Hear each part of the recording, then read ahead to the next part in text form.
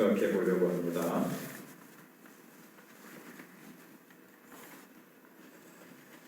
지금은 우리가 잘 알고 있듯이 지식의 시대, 정보의 시대죠. 특별히 인공지능 로봇이 나오면서 뭐든지 이제 인공지능 로봇이 일도 대신하고, 그리고 앞으로 재판도 변호사나 판사가 하는 것이 아니라 인공지능 안에다가, 로봇 안에다가 자료를 다 넣으면 정확하게 재판을 할 수가 있습니다. 인간의 감정이나 인정에 끌리지 않고 뇌물 받고 그쪽에 치우치는 것이 아니고, 의사도 지금 벌써 아주 인공지능 로봇이 수술을 대신하고 있습니다. 몇몇 병원에서는.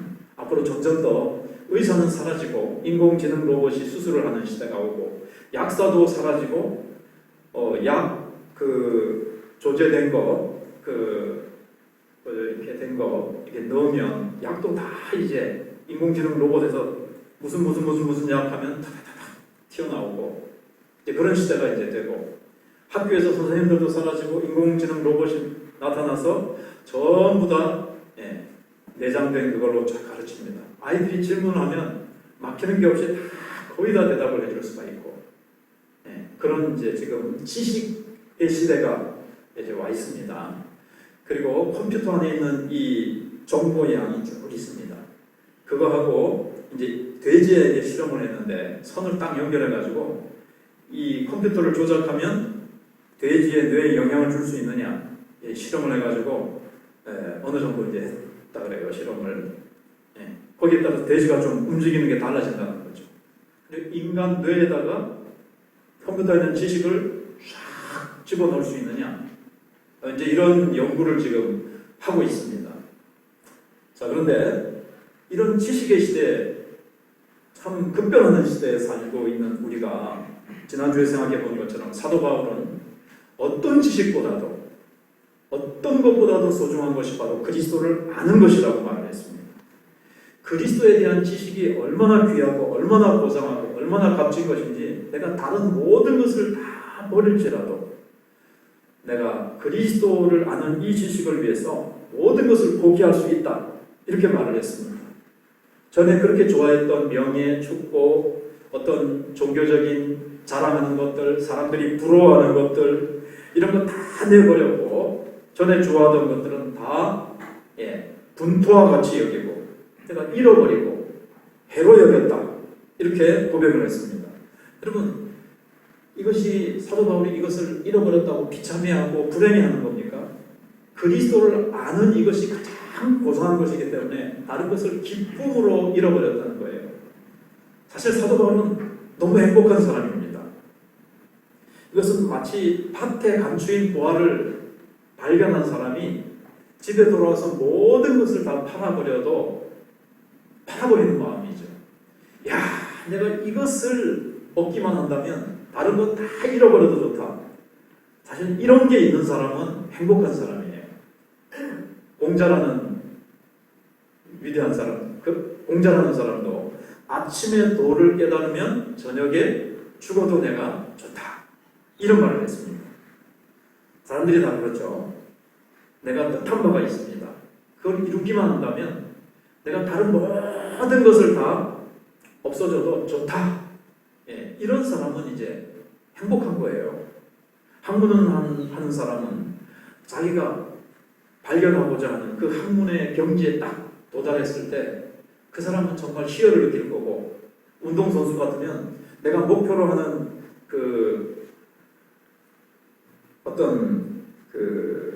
그게 있겠죠.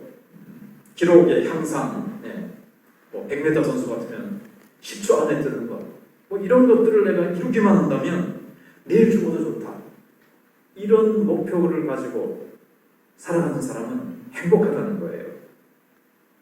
그것을 위해서 모든 것을 버리고, 그것을 위해서 모든 것을 부정하면서 살아가는 어떤 그런 가치의식, 그런 가치관에 따라서 살아가는 사람. 내가 왜 사는지는 모르고 그냥 오늘 해가 떴으니까 또 밥 먹고 할 수 없이 또 직장 가자고 털레털레 직장 가는 사람하고, 삶의 분명한 가치관을 가지고 목표를 가지고 다른 모든 것을 버리면서 달려갈 수 있는 이런 삶, 이게 참으로 귀하다는 겁니다.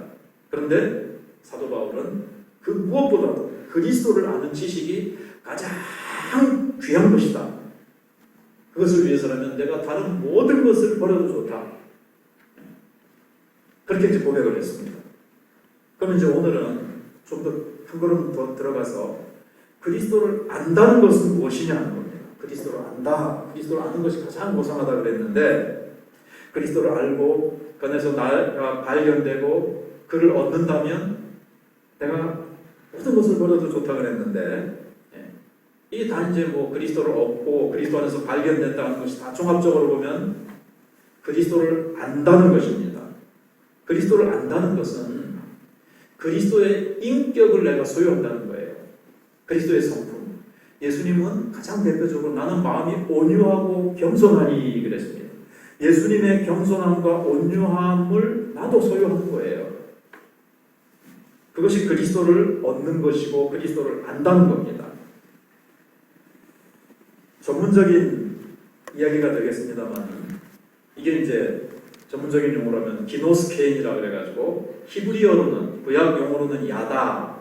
그래서 부부가 잠자리를 같이 해서 몸으로 알아가는 것, 체험적으로 알아간다는 거죠. 책상머리에 앉아서 공부해서 머리로 하는 것이 아니라 직접 몸으로 체험해서 아는 것. 이것을 헬라어로는 기노스케인이고 히브리어로는 이제 야다입니다.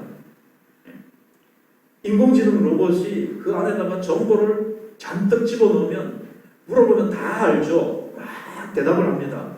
그런 지식 말고 직접 인격과 인격을 서로 소유하면서 나는 당신 것이요 당신은 내 것, 이런 삶을 통해서 서로 소유하고 서로 인격 대 인격의 교통을 통해서 서로 같이 부딪히면서 체험적으로 몸으로 직접 알아가는 것. 지금은 이제 비대면 시대가 점점 되어가고 있어요.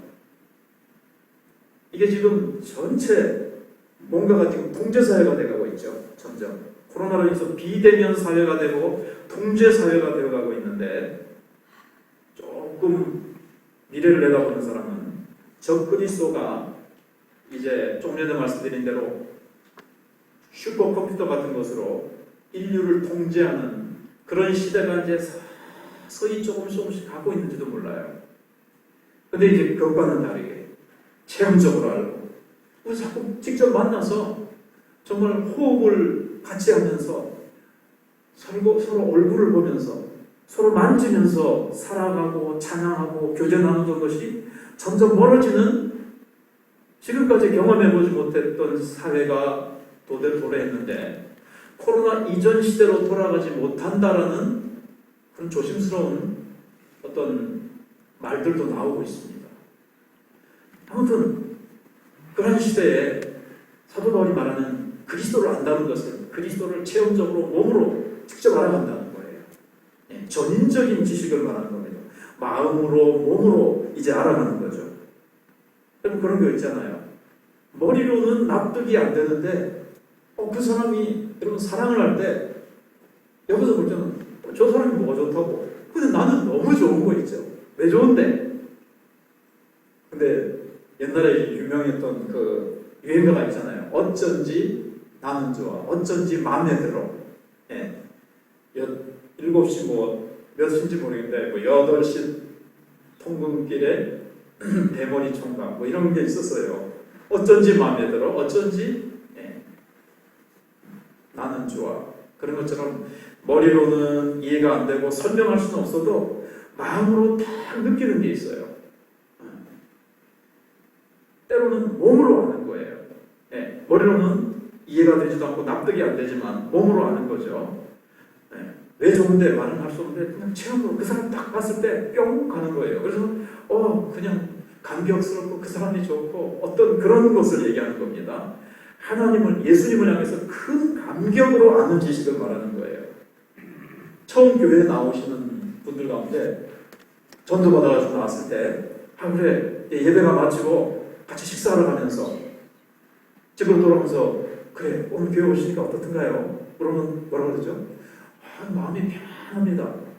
이 사람이 왜 평안할까요? 아직 이 사람이 뭐 예수님을 깊이 압니까? 왜 평안한지 설명을 할 수 있습니까? 설명은 못하죠. 그러나 이 사람은 예배에 참여해서 몸으로, 영으로, 마음으로 뭔가 이 사람이 체험한 게 있는 거예요.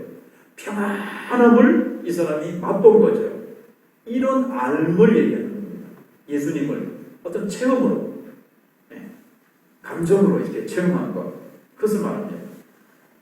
어린 아기들이 신기하게도 자기 엄마를 알죠. 우리 자기 엄마를 알아요. 그래가지고 자기 엄마 품에 안기면 그렇게 평안하게 새록새록 잠도 잘 들고 엄마가 까꿍 하면 까르르 울고 또 웃고 이 엄마를 아는 거예요. 그게 어디서 오는 걸까요? 이 사람만큼은 나를 사랑한다. 아기가 엄마의 키가 얼마인 줄 알겠어요? 혈액형을 알겠어요? 엄마의 재산을 알겠어요? 엄마의 그 무엇을 뭐 압니까? 그런데 엄마가 나를 사랑한다. 엄마와 그 보이지 않게 오고 가는 그 교감, 그 사랑의 바장, 그냥 그 본능적으로 직감적으로 아는 이거, 이분이 나를 사랑한다. 그거 이상도 아니고 이하도 아니에요. 그걸로 가지고 아는 거죠. 체험으로 아는 거예요. 그래서 주님이 나를 사랑하신다는 것, 이게 가장 중요한 지식이에요. 주님이 나를 사랑한다. 그 안다는 것에 대해서 조금 전에 말씀드린 대로 아담 하와가 동침했다. 그래서 이제 가인을 낳았는데 그때 쓴 말이 야다고, 오늘 본문에도 이 기노스 케인이라고 하는 것이 그 히브리어의 야다, 체험적으로 아는 것, 그것을 이제 얘기하는 겁니다. 그래서 머리로 아는 것이 아니고 사랑으로 알아가는 겁니다. 바울이 얘기한 그리스도를 안다. 그것은 사랑으로 아는 것이고, 방금 말씀드린 대로 마음으로 알고 뜻으로 알고 믿음으로 알고 또 살아가면서 자기가 부딪히면서 체험 속에서, 삶 속에서 자기의 몸으로 안다는 거예요. 체험적인 지식을 말하는 거죠. 그래서 지금 지식의 홍수 속에 살아가지만 그것과는 다른 거예요. 그러면 이 지식은요, 아픔으로 전달돼요. 기왕에 엄마하고 애기하고 예를 들었으니까요. 애기가 아프잖아요. 엄마도 아픈 거예요. 마음이 얼마나 아픈지 몰라요. 그냥 엄마도 같이 그냥 온 팔다리가 아픈 것 같고 그냥 간이 저리고 심장을 떼내주고 싶고 막 같이 그냥 아픈 거예요. 그리고 같이 그냥 밤을 새는 거죠. 애기는 아파가지고 막 울고불고 하는데 엄마는 편안히 잠을 잘 수 있습니까? 같이. 그래서 이건 머리로 생각하고 아이고 안 됐다 하는 동정, 그 정도가 아니에요. 그 사랑하는 사람의 아픔을 아는 순간 아픔 자체가 그대로 나에게 전달이 되는 거죠. 그 사람의 몸이 쑤시고 아플 때에 그 아픔을 내 몸이 아는 거예요. 이 정도 되는 거죠. 그럼 몸에 전달이 안 되면요, 이거는 지식이 아니에요. 기노스케이, 야다라는 그 지식이 아니에요. 몸에서 몸으로 전달되는 것, 이것이 지식이고 이것이 사랑이에요. 사랑이 동반된 지식 또는 지식이 동반된 사랑, 이거죠. 그 유대인들의 그 랍비에 대한 이야기에 보면 이런 이제 예화가 나옵니다. 뭐 여러분 샴 쌍둥이라고 그러나요? 머리가 둘인데 몸은 하나. 옛날에도 그런 아기가 이제 태어났는가 봐요. 이제 사람들이 이제 랍비에게 이 아이를 데려왔습니다. 참 머리가 두 개고 몸이 하나인데 요즘은 이거 이제 수술을 잘 해가지고 이걸 이제 싹 등이 이제 붙어 있잖아요. 그걸 이제 딱 분리해내는 수술도 하고 하는데 옛날에 이제 야 머리는 두 개고 몸이 하나인데 이게 한 사람이냐 두 사람이냐 이게 궁금해가지고 랍비한테 가서 이제 물은 거예요. 얘가 한 사람이겠습니까? 두 사람이겠습니까? 두 사람입니까? 좀 판결을 내주이소. 그랬더니 랍비가 이런 말을 했습니다. 짝대기를 가지고 왼쪽에 있는 애를 한 대 딱 때려보라는 거예요. 그러면 저쪽에 있는 애도 아야! 그러면 한 사람이고 왼쪽에 있는 애를 딱 때렸는데 오른쪽에는 아무렇지도 아픔을 느끼지 않는다면 두 사람이다. 이런 판결을 내렸어요. 어떻습니까? 명판글이죠. 예. 예수님을 안다는 것은 예수님의 기쁨이 나의 기쁨, 예수님의 아픔이 내 아픔, 예수님의 겸손한 마음이 내 마음이 되는 거예요. 어떤 불쌍한 사람을 봤을 때 예수님이 어떻게 느끼시겠어요? 예수님은 병든 사람, 고통당하는 사람을 보면서 예수님은 불쌍히 여기사 그랬는데 원어를 보시면 창자가 끊어지는 아픔이라고 그랬거든요. 예. 스프랑클 조마이 뭐 그래가지고 예. 그런 예수님 아픔을 느끼셨단 말이에요. 그래서 우리가 예수님을 점점 알아가고 내가 예수님의 마음을 품게 되면 나도 저 사람 지옥 갈 텐데 저 사람 예수 모르고 혹은 저 사람이 참 가난과 어떤 고난 가운데 아파하는 예수님의 그 아픔이 내 마음에도 그대로 느껴지는 거예요. 내 안에 그리스도께서 사시니까. 그렇지 않습니까? 이제는 내가 사는 것이 아니라 내 안에 그리스도께서 사는 것이다. 너희 안에 이 마음을 품으라고 그리스도 예수의 마음이니. 그러니까 예수님과 동일시 되는 거죠. 그래서 예수님의 뜻이 내 뜻이고 예수님의 마음이 내 마음이고 예수님의 뜻이 내 뜻이 되는 거예요. 도와줘야 될 사람을 도와주지 못하면 밤잠을 못 자는 거예요. 아이고, 그 사람 힘들 텐데 이리 누워서 생각해보고 그래도 나도 힘든데 뭐 어떻게 도와줘, 누군가 도와주겠지 이러다가도 또 저리 뒤척 해보니까 그래도 하나님 나도 힘들지만 나라도 도와줘야 되지 않겠습니까? 이리 뒤척 저리 뒤척 하면서 잠을 자지 못하는 거예요. 이게 이제 예수님을 아는 겁니다. 신학 공부 좀 했다고 해서 성경 몇 구절 더 알고 신학적인 지식 몇 개 더 안다고 해서 예수님을 더 많이 아는 게 아닙니다. 사도 바울은 예수님을 아주 신비하게 삶 속에서 몸으로 이제 체험해서 알아간 거예요. 예수님과 사도 바울이 아주 신비하게 이렇게 결합이 돼가지고 그걸 이제 유기적인 결합이라고 그러잖아요. 예. 손하고 팔하고 우리 몸이 유기적인 존재라고 그러잖아요. 서로 다 연결이 되잖아요. 그래서 발가락에 가시가 하나 박혀도요 몸 전체가 괴로운 것처럼 이게 다 연결이 되어 있어요. 발가락이 아픈데 왜 온몸이 아픕니까? 다 유기적인 연결이 되기 때문에 유기적인 존재이기 때문에 그렇죠. 그래서 사도 바울이 예수님을 알았다 하는 것은 예수님의 무엇을 알았다는 거냐 하는 거죠. 예수님은 뭘 음식을 좋아하시고 예수는 몇 시에 일어나셔서 몇 시에 주무시고 예수는 무슨 옷을 입고 다니시고 이런 게 이제 아니라는 거죠. 예수님의 중심을 아는 것인데 오늘 본문에 보시면 10절 11절이잖아요. 내가 그리스도와 그 부활의 권능과 그 고난의 참여함을 알고자 하여 그의 죽으심을 본받아 어떻게 해서든지 죽은 자 가운데서 부활에 이르게 하노니 그랬는데 맨 처음에 나오는 게 예수님의 부활입니다. 예수님과 예수님의 부활. 예. 예수님을 안다는 것의 핵심은요 부활이에요. 예. 사도 바울이 예수님을 언제 만났죠? 담에색 도상에서. 그러니까 예수님을 만났은 것이 예수님이 십자가에 죽으시는 장면을 보고 예수님의 죽으심을 통해서 예수님을 안 것이 아니고 부활하신 주님을 만나보고 알 거죠. 그러니까는 예수님이 죽으셨을 때 저 사람은 하나님께 저주받아가지고 죽은 것이다. 자기가 뭐 하나님의 아들이라고 큰 소리치고 엉뚱한 말 하더니 사도 바울의 입장에서 볼 때 그래서 잘 죽었다. 저 사람 죽어 마땅하다. 이렇게 이제 여긴 거예요. 그때는 예수님을 만나지 못했어요. 근데 예수님이 부활하셔서 살아계신 주님을 딱 만나면서 예수님을 이제 알게 된 겁니다. 이게 참 중요해요. 부활에서부터 예수님을 이해하기 시작했어요. 그래서 예수님을 아는 길은요, 부활에서부터 시작합니다. 부활이라는 것을 통해서 예수님의 십자가를 이렇게 비추어서 조명해서 예수님을 알게 되는 거죠.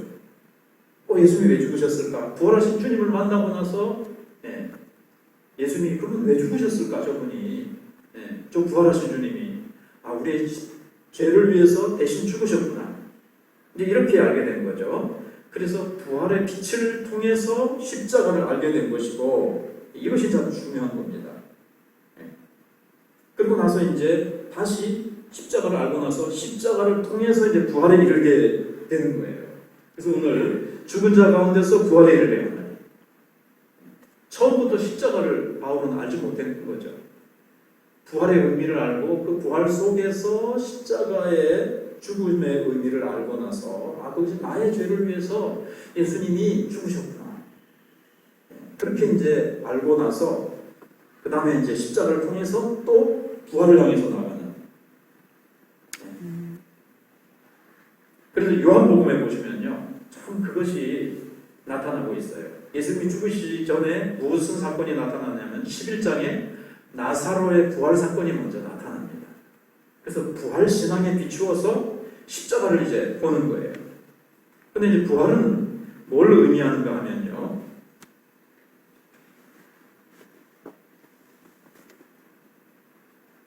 보증을 의미합니다. 예수님의 부활은 우리에게 보증을 해주는 거예요. 무슨 보증인가 하면 육체의 부활을 보증해 주는 거죠. 대부분 아는 사실이지만 다시 한번 이제 우리가 생각을 해보겠습니다. 예수님이 부활했으니까 누구도 부활해요? 예수님 믿는 우리도 다 부활합니다. 예수님의 부활은 우리의 부활을 보증해 주는 거예요. 내가 죽어도 살까? 나도 내가 부활할까? 예, 부활합니다. 부활의 첫 열매고 예수님께 붙어있는 우리는 가지잖아요. 예수님이 첫 열매로서 부활하셨으니 무덤을 깨뜨리고 주님이 부활하셨으니 예수님께 붙어있는 나도 부활하게 된다는 것이 예수님의 부활이 보증하는 거예요. 예수님이 영원한 생명으로 생명체로 부활하셨기 때문에 우리도 같은 생명으로 영원한 생명 하나님의 생명으로 우리도 변화되는 겁니다. 그래서 나중에 나옵니다만 빌립보서 3장 끝 부분에 20절 21절에 보시면 그는 만물을 자기에게 복종하게 하시는 자의 역사로 우리의 낮은 몸을 자기의 영광의 몸의 형체와 같이 변하게 하시니 예수님의 그 영광스러운 생명의 몸으로 우리를 변화시켜 주신다고 했어요. 그래서 예수님의 부활 사건은 부활의 첫 열매고 육체적인 부활. 예수님이 육체적으로 또 부활하셨잖아요. 그래서 우리도 육체적으로 부활하게 되는 겁니다. 이것이 이제 우주적인 진리죠. 이제 같이 나오는 겁니다만은 그래서 영생. 조금 전에 3장 20절을 생각해 본 김에 21절 만물을 자기에게 복종시키게 하실 수 있다.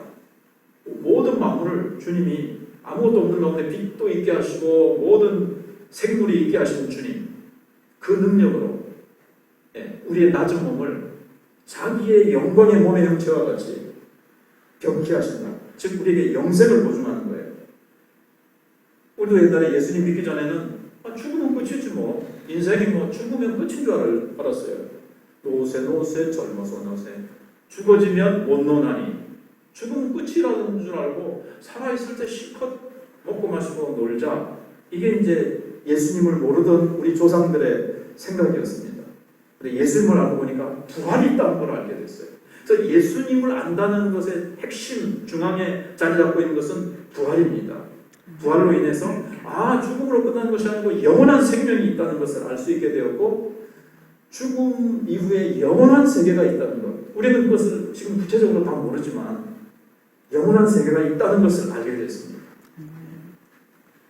그리고 세 번째로는 죽음에 대한 승리를 보증해 줍니다. 예수님은 지금도 살아계시죠. 그래서 우리가 그 살아계신 주님, 부활하셔서 지금도 살아계신 주님을 믿는 믿음으로 우리가 살아갑니다. 다른 사람들은 막 코로나로 인해서 불안해하기도 하고 막 힘들어하기도 하는데 우리는 사람인지라도 그런 것이 조금 있을 수 있지만 그들과는 또 전혀 다른 담대함과 평안함이 있는 이유는 뭐죠? 죽음을 예수님이 이기셨어요. 죽음 이후에 영원한 세계가 있고 지금 현재 살아계신 주님이 나와 동행해 주세요. 주님과 내가 연결되어 있는 거죠. 조금 전에 말씀드린 것처럼. 주님의 마음, 주님의 뜻, 주님의 내가 주님과 함께 어떻게 보면 내가 주님이 내 안에 계시니까 주님의 평안. 십자가 앞에서도 너희에게 평안을 주노니 내가 주는 평안은 세상이 줄 수도 없고 빼앗아갈 수도 없는 평안이라고 하는 그 예수님의 평안을 내가 소유하고 있으니까 그것이 예수님을 아는 것이라고 했잖아요. 부활하신 주님과 함께 살아가니까 평안한 겁니다.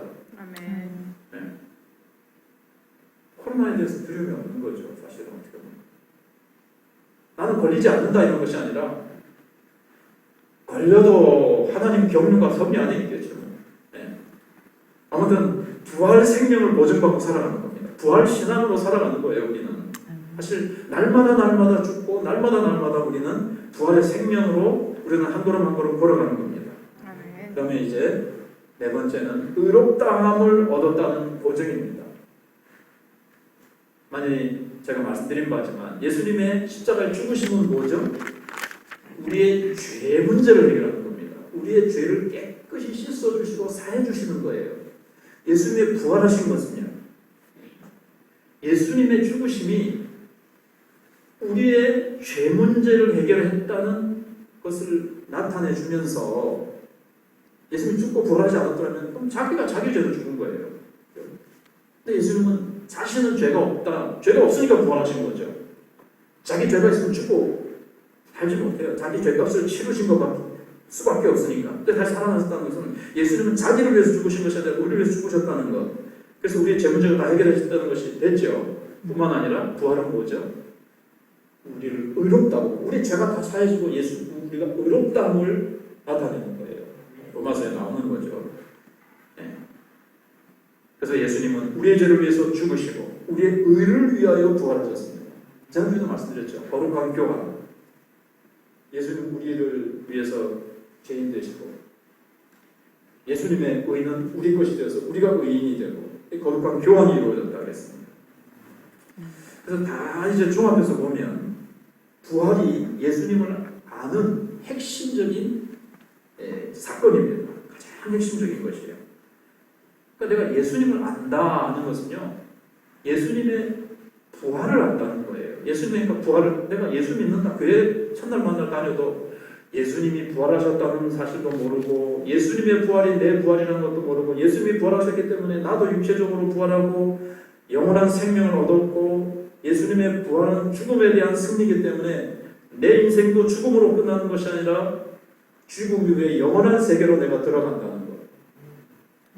뿐만 아니라 내가 지금부터 부활하신 주님과 날마다 동행하며 살아간다는 것. 이걸 모르면 예수님을 아는 게 아니라는 겁니다. 그래서 부활만이 기독교의 근본적인 핵심이에요. 부활이. 그런데 이제 사도 바울이 뭐라고 얘기를 합니까? 네. 부활의 권능과 그 고난에 참여함을 알고자 하여 그랬습니다. 근데 그것을 알고자 한다고 그랬어요. 예수님의 그 부활의 권능도 알고 싶고 고난에 참여함을 알고 싶다는 거예요. 그러니까 참여해서 알고 싶다는 거예요. 책상머리 안에서 공부해서 아는 이 지식으로 아는 게 아니고 그래서 그렇구나. 그래서 설명 듣고 아는 게 아니라 참여한다는 것은 정말 몸으로 내가 부딪혀보고 몸으로 거기에 동참해서 알고자 한다는 것을 얘기하는 겁니다. 그게 이제 참 지식인 거죠. 그래서 예수님의 아까 부활을 통해서 십자가의 죽음을 알고 이걸 통해서 다시 또 부활에 이르려 한다 그랬습니다. 근데 이제 지금은 이제 부활을 통해서 십자가 알았죠. 이제 이 십자가의 고난을 통해서 이제 부활에 이르려고 하는 거예요. 그렇게 하면 어떻게 되죠? 그의 죽으심을 본받아서 부활의 능력을 알고자 하는 거예요. 그럼 그 부활에 이르려고 하는 것. 부활의 그 능력은요, 십자가의 고난 빼놓고 바로 발이 지네 말로 발이 부활의 본능을 알 수 있을까요? 이게 안 되는 거예요. 예수님도 십자가의 고난을 통과하셔서 부활의 새벽에 이르셨습니다. 우리도 마찬가지예요. 사도 바울도 부활의 고난에 동참함으로 부활의 능력에 동참해보게 할 수 있다는 것을 알게 된 겁니다.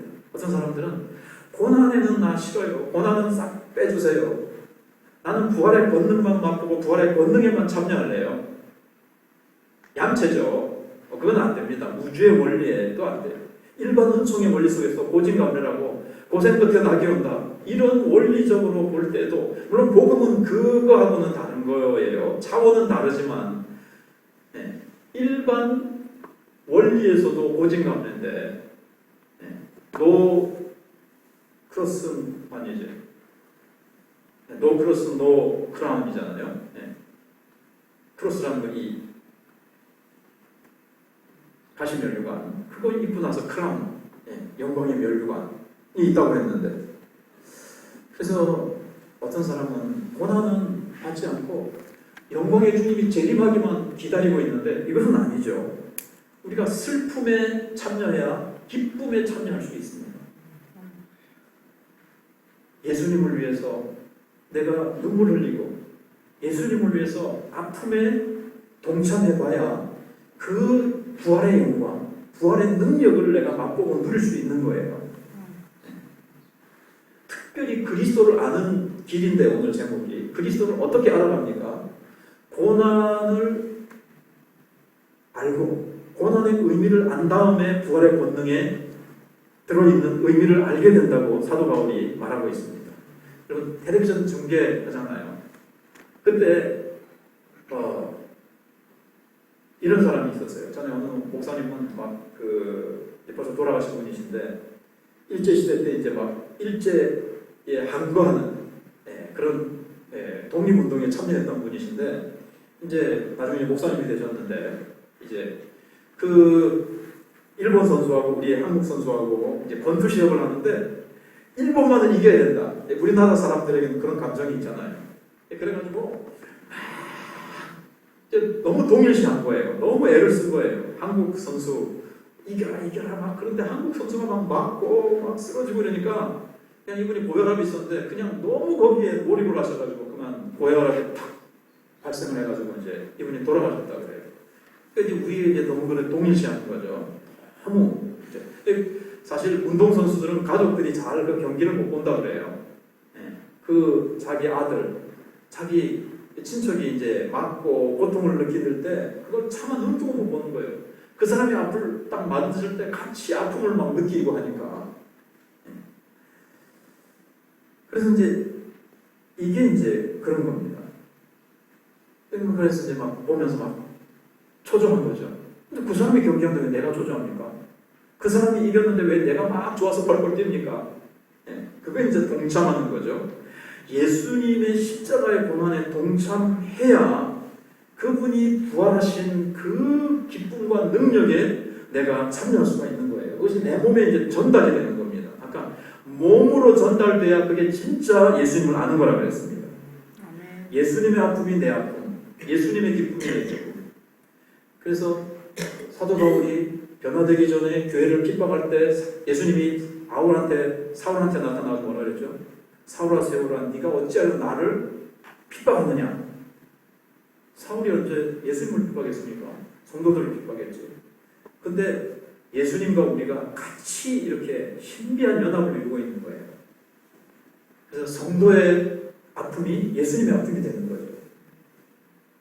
그래서 예수님을 안다는 것은 바로 그렇게 아는 거예요. 예수님과 내가 신비한 연합으로 이루어 있어서 예수님의 아픔이 내 아픔이고 예수님의 기쁨이 내 기쁨이에요. 왜 교회를 볼 때 마음이 교회가 막 성도들이 신앙생활 잘하고 성도들을 만났을 때 또 성도들이 기도하고 신앙생활 잘하면 막 어떤 성도가 기도 응답받고 교회가 쉽게 얘기해 교회가 막 부흥하면 막 같이 기쁘고 교회가 막 성도들이 막 신앙이 처지고 교회가 하늘 돌아보지 않고 교회가 막 이렇게 축축 처지면 그냥 막 마음이 쓰리고 아픈 건 왜 그렇습니까? 예수님의 마음이에요. 예수님의 마음이 내 마음이고 예수님의 아픔이 내 아픔인 거죠. 그래서 복음성 가운데서 아버지의 마음이 있는 곳에 내 마음이 있고 아버지의 눈물이 있는 곳에 내 눈물이 있고 아버지의 눈이 향하는 곳에 내 눈이 향한다. 이런 식의 복음성이 있거든요. 예수님의 눈이 향하는 곳, 예수님의 마음이 가 있는 곳에 내 마음이 가게 되어 있는 거죠. 이게 예수님을 아는 거예요. 몸으로 이제 전달이 이제 되는 거죠. 생각뿐만 아니라 내 인격 전체에 와서 닿는 거예요. 이게 이제 예수님을 정말 아는 겁니다. 그래서 부활의 본능에 참여하려면요, 본능을 하려면 정말 이제 고난에 동참해 봐야 돼요. 쉬운 예로 드릴게요. 꼭 청소 여러분 와서 꼭 해주셔서 왜 청소를 안 합니까? 꼭 얘기하는 것은 아닙니다. 그냥 쉽게 얘기하기 위해서. 와서 청소하면서 뭐 운전을 하면서 꼭 청소만 얘기 안 해줬습니다. 뭐 음식을 하든 또 뭐 주보를 나누어 주든 그 뭐 땀을 흘리기도 하고 일찍 나오려면은 여러 가지 그 고난, 주님을 위한 고난,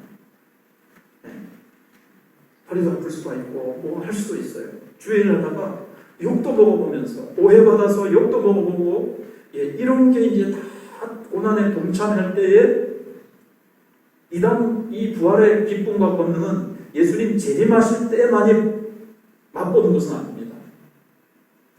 물론 그때 너무너무 환희와 감격 속에 여러분 부활에 동참하려면 지금 고난에 동참해야 됩니다. 물론 주님 동참하게 하세요. 그 로마서 8장에 장차 우리에게 나타날 영광과 지금 고난은 비교할 수 없도다 그러면서 우리가 그와 함께 영광 받기 위하여 고난에도 동참한다. 로마서 8장 그 17절 그 부분에 있잖아요. 그래서 주님이 우리를 영광에 동참시키기 위해서 우리를 이제 고난에도 동참시키시는데 지금 고난은 요리조리 자꾸 빠져나가면요, 나중에 그 부활의 영광의 재림의 날과 그 상급 면류관 받아 쓰는 그 놀라운 자리에 나는 갔을 때 부끄러운 구원만 받는 거예요. 물론 다른 사람의 그 기쁨에 같이 박수 치면서 사도 바울이 면류관 받고 또 다른 우리 성도들 중에 어느 장로님, 어느 집사님, 어느 원사님 막 상 받을 때 같이 이 박수 치는 그 기쁨은 같이 누리겠죠. 같은 몸이니까 우리 전체가.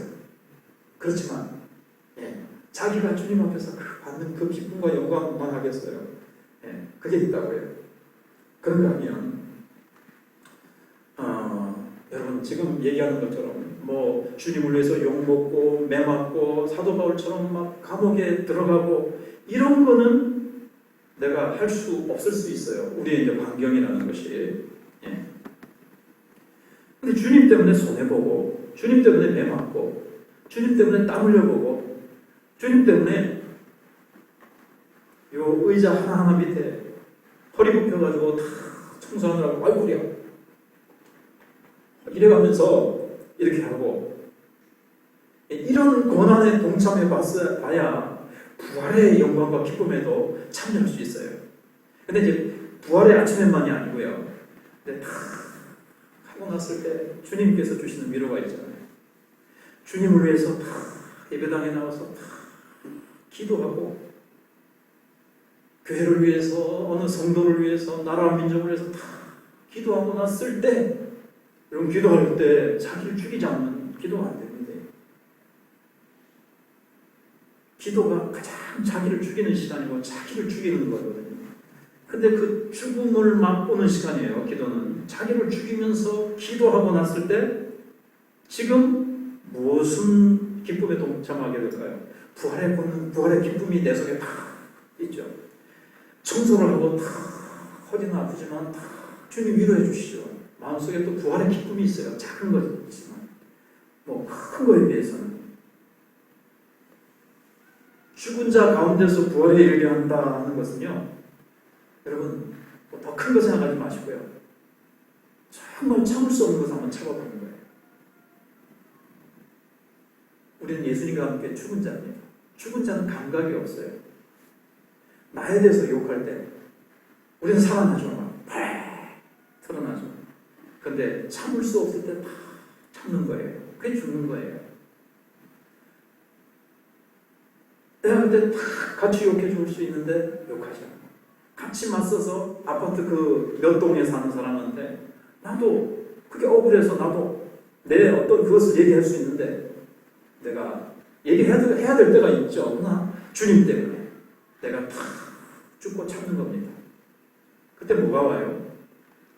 부활의 본능이 내 속에서 예수의 그 기쁨, 예수님이 주시는 평안, 예수님이 주시는 그 부활의 생명이 내 속에서 확 샘솟으면서 그 그 능력, 야, 이거 제가 지금 설명할 수 있을까요? 이게 설명이 잘 안 되는 거라고 그랬죠. 전인적으로 몸으로 체험하는 거예요. 뭐든지 좋습니까? 밥을 하든, 주보를 나눠주든, 청소를 하든, 운전을 하든, 뭐, 재정, 돈을 세아리고, 이거 막 다 계산하고, 그 다음에, 주님 때문에 욕을 먹고, 또 내가 정말 죽었기 때문에, 누가 나를 힘들게 해도, 내가 죽었기 때문에, 내가 거기에 세상 사람들처럼 내 자아가 막 펄펄 뛰면서 신경질적으로 반응하지 않고 정말 내가 온전히 죽을 때 그때 이제 부활의 기쁨이 충만한 거죠. 욕을 먹어도 무감각해요. 그 정도 돼야 됩니다. 사도 바울이 말하는 이게 죽은 것, 내가 죽은 자 가운데서 부활에 이르려 하나니 누가 내 앗을 빼앗아가도 억울하게 감옥에 들어가고 매를 맞아도 찬송했잖아요, 밤에. 아파 죽겠습니다, 주님. 이게 뭐 성령으로 나를 빌립보에 인도하시던 이게 뭡니까가 아니고 주님께 찬양하는, 자기가 죽었기 때문에. 근데 우리가 왜 신앙이 이렇게 늘 약한 데서 빙빙 도는가 하면 완전한 죽음이었기 때문에 그렇습니다. 사도 바울같이 나는 날마다 죽노라. 주님이 죽으셨잖아요. 주님의 죽으심에 동참하고 싶은 거예요. 주님은 어떻게 죽으셨어요? 십자가 위에서. 반쯤 죽으셨습니까? 기절했기 때문에 그냥 무덤에다 집어넣었더니 예수님이 깨어나신 거예요. 근데 우리는 기절한 거나 반쯤 죽는 거예요. 반쯤 죽고 나는 죽었다고 착각하든지 죽은 척 하는 거예요. 근데 누가 나를 팍 밟으니까 으악! 일어나는 거죠. 완전한 죽음이었기 때문에 이 충만한 부활의 기쁨, 나를 통해서 주님의 부활의 권세와 능력이 나타나지 않는 거예요. 삶 속에서. 그걸 마지막으로 보면 어찌하든지 그렇죠. 어떻게 해서든지 죽은 자 가운데서 부활에 이르려 하노니 그겁니다. 그래서 우리는 정말 나는 주님의 부활과 같은 그런 영광스러운 부활에 참여하고 싶다. 이게 참 중요합니다. 그럴 때 우리는 세상의 작은 것들은요, 시시한 걱정, 시시한 근심을 하지 않아요. 나는 주님과 함께 죽고, 주님의 그 부활, 주님과 같은 부활을 나도 맞이하고 싶다. 주님과 같은 그 죽음, 완전한 죽음. 아버지 뜻에 순종해서 온전히 자기의 뜻을, 겟세마네 동산에서 완전히 자기의 뜻을 꺾고, 자기의 뜻을 주님 앞에 다 내어드리고 주님의 뜻을 내 뜻으로 받아들이시고 십자가에서 죽으시는 그 완전한 죽음에 동참해서 주님이 부활하신 그 부활의 아침에 나도 똑같은 그런 부활의 아침을 나도 맞이하고 싶다라는 이 간절한 소원. 이것이 사도 바울이 내가 그리스도를 알기 원한다는 겁니다. 여러분, 그리스도를 어떻게 알아갑니까? 날마다 죽는 거예요. 날마다 죽는 거예요. 예수님의 뜻을 따라서 내 뜻을 죽이고 예수님의 그 마음을 내가 가지기 위해서 내 마음을 죽이고 그래서 그리스도의 죽으심을 본받아 어찌하든지 그리스도처럼 죽고 그리스도처럼 살고 죽은 자 가운데서 다시 살아나는 겁니다. 실제로 사도 바울은 그런 체험을 한 사람입니다. 그런 속에서 살아간 사람이에요. 그렇기 때문에 빌립보 감옥 안에서도 찬송을 부를 수 있었습니다. 그렇기 때문에 불편한 몸을 가지고도 몸에 가시를 가지고도 늘 감사하며 늘 찬송하며 주님을 위해서 아름다운 열매를 맺을 수 있었습니다. 세계를 뒤집어놓는 그런 역사를 이룰 수 있었습니다. 자, 이제 우리도 말씀을 붙들고 기도하겠습니다. 주님, 그리스도를 더 깊이 알아가기 원합니다. 지식으로만이 아니라 귀로만 듣고 오늘도 그냥 지나치는 것이 아니라 정말 삶 속에서 내가 그리스도와 함께 죽고 그리스도처럼 죽고 그리스도처럼 그 부활의 권능을 내가 정말 맛보기를 원합니다. 부활의 권능으로 살아가기를 원합니다. 기도하면